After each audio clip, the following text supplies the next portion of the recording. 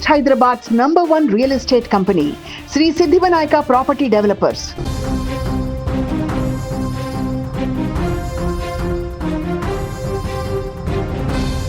కట్టుకున్న భర్త నూరేళ్ల జీవితాన్ని పంచుకుంటానని అగ్నిసాక్షిగా ప్రమాణం చేసిన జీవిత భాగస్వామి. అలాంటి భర్తను ఒక పరాయి వ్యక్తి కోసం అత్యంత కిరాతకంగా గొంతు నొక్కి చంపేసింది ఒక భార్య. పవిత్రమైన పెళ్లి బంధాన్ని, నమ్మకాన్ని నడు రోడ్డుపై ఖూని చేసి చివరకు ఏ పాపం తెలియనట్లు ఆత్మహత్య డ్రామా ఆడితే కానీ పాపం పండింది.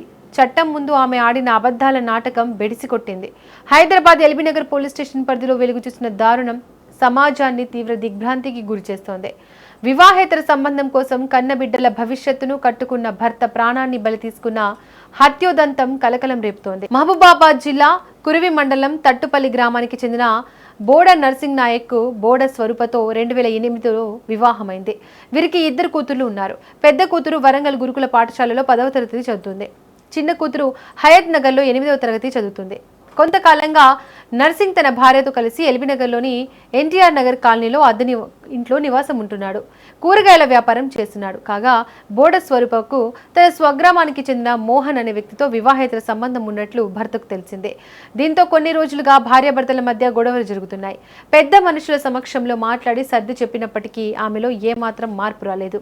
మళ్ళీ 3 రోజుల నుంచి గొడవలు జరుగుతుండటంతో తన వివాహేతర సంబంధానికి అడ్డుగా ఉన్న భర్తను చంపడానికి స్వరూప పథకం పన్నింది. ఈ నెల 20న మధ్యాహ్నం తన భర్తను శారీరకంగా లొంగ తీసుకొని అతడి ఛాతీపై కూర్చొని చున్నీతో గొంతుకు బిగించి హత్య చేసింది. అనంతరం మృతదేహాన్ని ఇనుప మంచానికి చున్నీతో కట్టి ఆత్మహత్యగా చిత్రీకరించి నమ్మించే ప్రయత్నం చేసింది. అదే రోజు రాత్రి తన భర్త ఆత్మహత్య చేసుకున్నాడని డయల్ 100 ద్వారా పోలీసులకు సమాచారం అందించింది. పోలీసులు సంఘటనా స్థలానికి చేరుకొని అనుమానాస్పద మృతిగా కేసు నమోదు చేసుకున్నారు. మృతదేహాన్ని పోస్టుమార్టం నిమిత్తం ఉస్మానియా ఆసుపత్రికి తరలించారు. అయితే నర్సింగ్ మృతిపై తన అన్న బిచ్యా నాయక్ అనుమానం వ్యక్తం చేస్తూ ఎల్బీనగర్ పోలీస్ స్టేషన్లో ఫిర్యాదు చేశాడు. పోలీసుల దర్యాప్తు పోస్టుమార్టం నివేదిక ద్వారా నర్సింగ్ హత్య అని తేలింది. దీంతో నిందితురాలు స్వరూప ఆమె ప్రియుడికి ఫోన్ చేసి పారిపోయేందుకు ప్రయత్నం చేసింది. దీంతో పోలీసులు స్వరూపను అల్కాపురి వద్ద అరెస్ట్ చేసి విచారణ చేయగా తానే నేరం చేసినట్లు ఒప్పుకుంది. ఆమె సెల్ ఫోన్ హత్యకు ఉపయోగించిన చున్నీని పోలీసులు స్వాధీనం చేసుకుని రిమాండ్కు తరలించారు.